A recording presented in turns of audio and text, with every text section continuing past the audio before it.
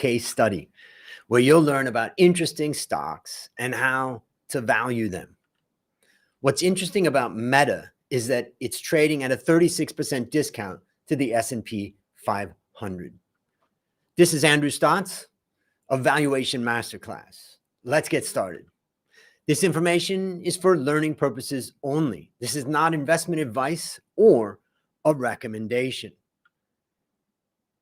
Meta is in the communications services sector in the United States. It's a social media giant with 3.5 billion active users through Facebook, WhatsApp, and Instagram, one of the world's most valuable brands. There's three things to know about this company. The user base might have reached maximum, so focus on price. Reality Labs squeezes profits, but could turn big in the future. And competitors grow out of nothing to challenge its dominance. Let's review some key statistics. There's 60 analysts covering the company, and their target price is $350 US. That is a 59% upside. They have it as a strong buy. The PE ratio of the company is at about 16 times. It's not paying any dividends. My estimate of value is at 339, about a 54% upside. If I was giving a recommendation, it would be strong buy. Now, sales. Let's look at the revenue breakdown.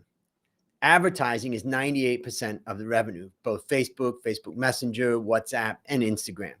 Virtual reality is 2% of revenue. The breakdown by region, well, the US accounts for 47% of revenue, Europe 25%, and APAC 18%. Now, the price turned bearish, but could turn around soon.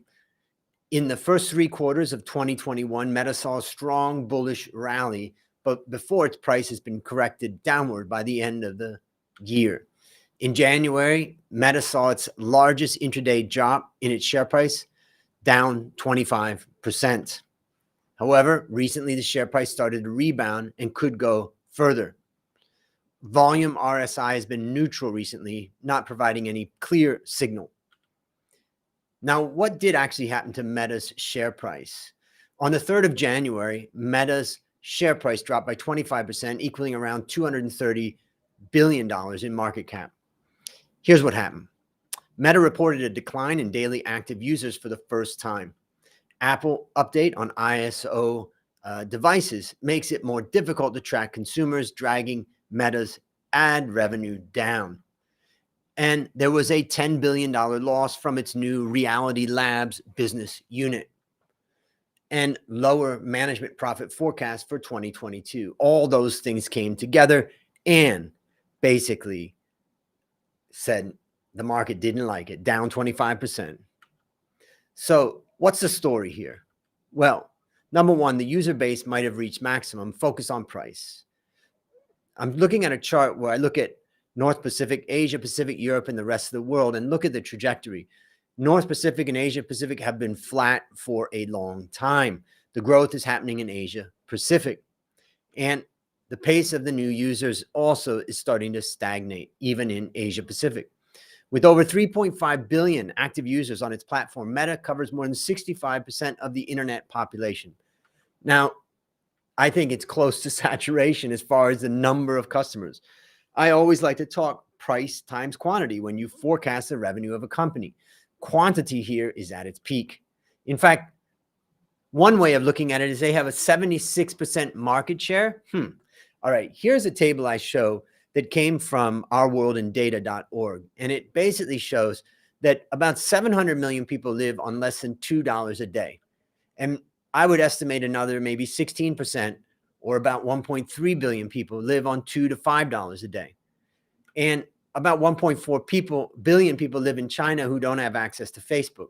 So my rough estimate of the market size for Facebook is 4.6, which is 4.6 billion people, which is 8 billion people minus the 700 million that are living under $1 a day, minus the 1.3 billion that are living on $2 to $5 a day, and then minus the 1.4 billion Chinese people who don't have access to Facebook.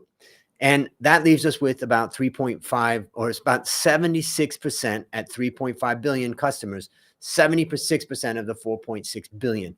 Unbelievable. And there it's so different when you compare that to, let's say, Tesla. Tesla is all about growing volume. Facebook is all about growing price. And that's why I ask, will Meta get more of your cash out of your pocket? Now, Meta should focus on getting more revenue out of its users. The average revenue per user, or ARPU, has been steadily increasing over time and could drive further growth of its advertising business. There's still large differences across regions, of course. In the US, ARPU has risen to about $41 in fourth quarter 2021 compared to $13 in Europe. So think about that. Meta is getting $41 of advertising revenue out of your eyeballs. Asia is even lower with an ARPU of $3.6, which means there could be a lot of growth there in the future. So here's how I incorporated this story in my forecast. Here's a revenue breakdown going back from 2019 up to 2024. And I looked at the active users, 2.8 billion in 2019, and forecasted them to 2024, which would be up to 3.9 billion user. And then I looked at revenue per user per quarter to try to understand what that would be. And then I estimated that would increase. So the first part is I expect low growth in the active users as Facebook starts to hit the ceiling there. And then the company needs to shift to raising prices instead of growing quantity. I can do so because it's still the dominant social media platform. So it should be able to raise prices. Now, let's talk about Reality Labs. The company's strategy is to transition from a social platform into an entire virtual world called Metaverse. The main concept is to take the digital experience to a new level. Therefore, Meta has created its new reporting unit called Reality Labs. Its products range from virtual reality headsets and development of games, smart glasses, presence platforms, and work-related applications. Now, operating loss from this new business unit could worsen further. In 2021, Meta recorded a $10 billion loss from Reality Labs. And that's just getting worse, basically. And still, Meta continues to invest heavily and is willing to accept losses from this unit over the next 5 to 10 years. In fact, my estimate is that it's going to go from about 10 billion loss in 2021 to about 15 billion loss in 2022. Now, it has the capacity to bear these losses compared to smaller players. Meta places a risky bet on the success of the Meta universe, and it's all about what's happening with Reality Labs. So if the company gets it right, the share price could skyrocket. So here's how I incorporated this story in my forecast. What you can see here is Meta's R&D investment aims to establish its new business unit as the next big growth driver. And so Reality Labs, we can see the spending that's been happening in Reality Labs. First, it was $500 million US in 2019, 1.1 in 2020, and 2.3 in 2021. I've taken my estimates combined with the management forecast to say that the revenue that they're going to be generating is going to go from that 2.3 up to 4, up to 10, and up to $20 billion. And that also helps me too to understand the margin. Here we can see the investment is long run bet as profits are likely to be squeezed in the short run. So what's happening is that the net margin of Facebook or Meta before Reality Labs is about 33%, which is already huge net margin. The average company has a net margin of about 6%. So it's already a huge net margin, but I think that net margin is going to come down to about 29% by 2024 because of the losses at Reality Labs. Now, competitors grow out of nothing to challenge Facebook's dominance. Now, this chart that I'm showing shows Facebook, WhatsApp, and Instagram, its three platforms. It still owns 3 of the 4 most used platforms on Earth. However, new platforms try to differentiate themselves from Meta and scale pretty fast, like TikTok as an example. It was founded in 2017, and now it's got more than 1.1 billion users.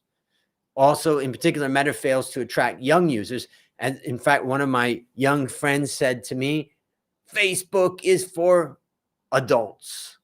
So that's a whole demographic. If Facebook loses, it could be a risk. I also would highlight that Telegram, out of all the kind of privacy related software, Telegram is the one that's made it farthest up with about 500 million users. Now, copycats are nipping at their heels. I just show a chart here, 2 things. Even I got put into Facebook jail. I show you here you can see that Facebook would not allow me to go live for a period of time because I didn't follow their rules about whatever their political things were that they wanted me to say, or things related to health and disease. So I got banned for 1 month. And what's happening is when Facebook is doing that, people are going to these other sites, Gab, Locals, Getter, Telegram, and Rumble, and BitChute, and all of these places, Parler. These are growing, but the fact is, even all of them combined have a hard time making a dent in Facebook numbers. So now the recent negative news could make Facebook or Meta attractive now.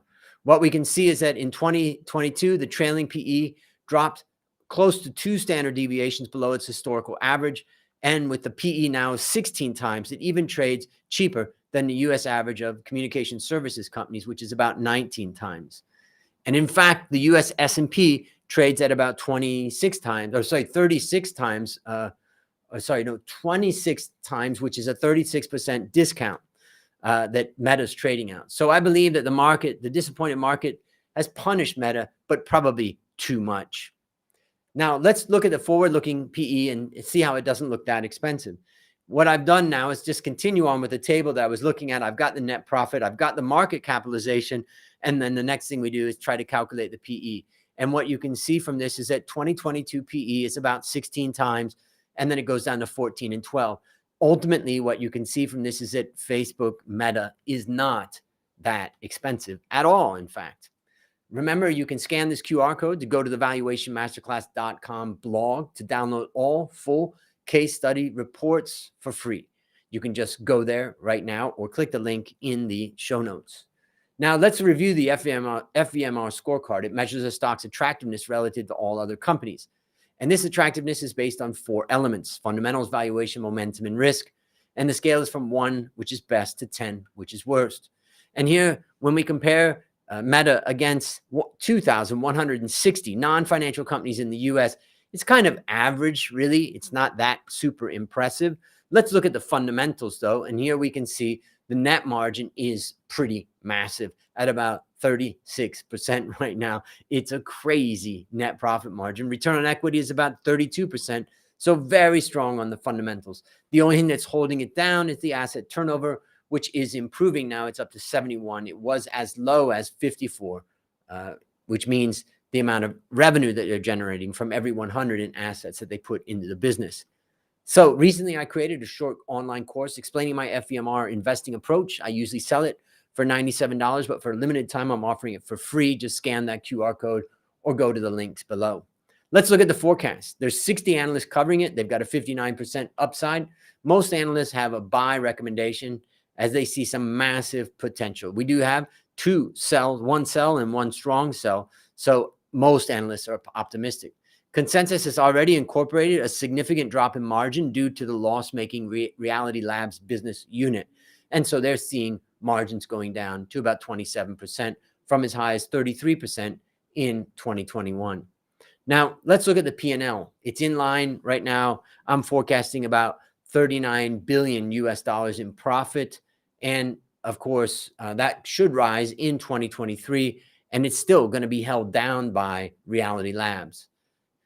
The next thing is that we look at the balance sheet, the assets of the company, and we can see that Meta announced to continue investing heavily in data infrastructure and development of new virtual reality products.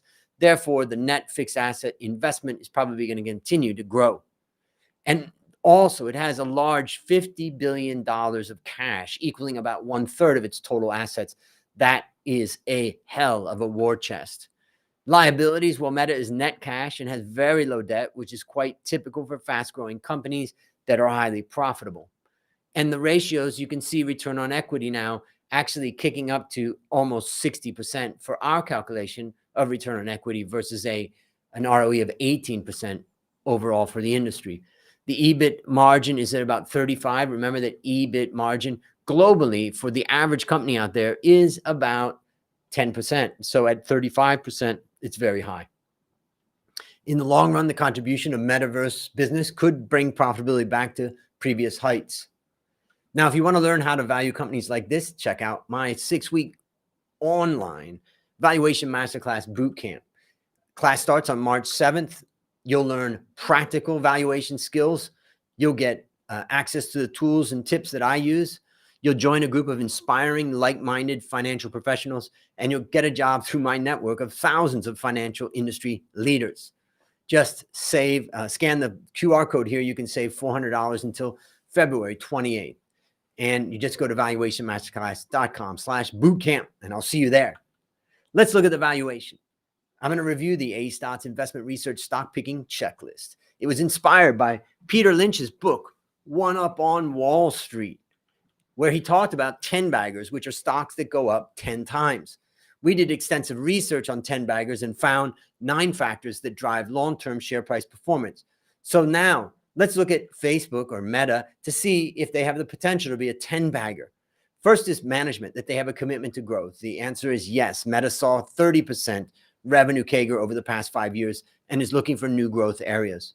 Number 2 is growth. Can the company grow at double digits? Yes, this is good. Virtual reality could become the next big thing. We don't know yet, but they are betting heavily on it. Number 3 is margin. They have a high gross margin.